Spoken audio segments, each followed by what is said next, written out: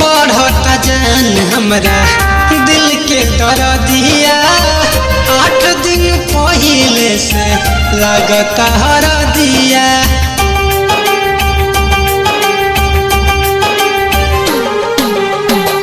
बढ़ता जान हमरा दिल के दर्दिया 8 दिन पहले से लगता हरदिया।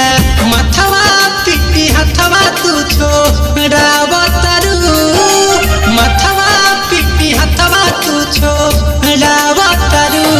बारू पगली अपना पगला के रोवावतरू, हमर पगली काहे पगला के रोवावतरू।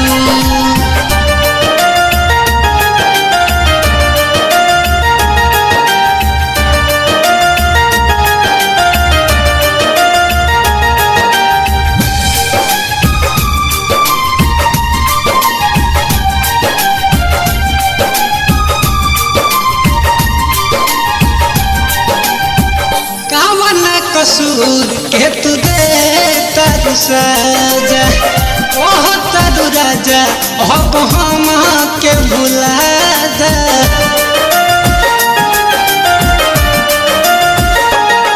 ना दिल के नाता तूरब हो, ना तोहर के जन्म भूलब हो।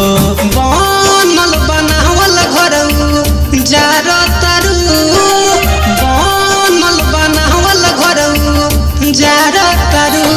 बारू पगली अपना पगला के रोवावतरू, हमर पगली काहे पगला के रोवावतरू।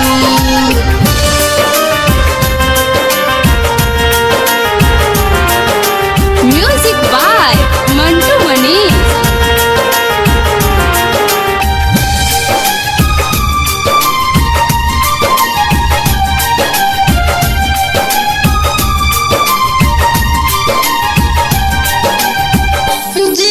ज्वाला के तू पहलू बर्बाद हो, ससुरा में पियवा संगे रही है आबाद हो।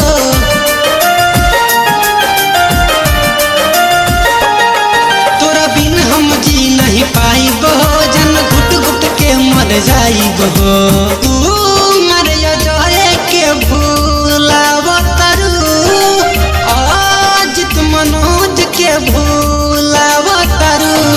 बारू पगली अपना पगला के रोवावतरू, हमर पगली काहे पगला के रोवावतरू।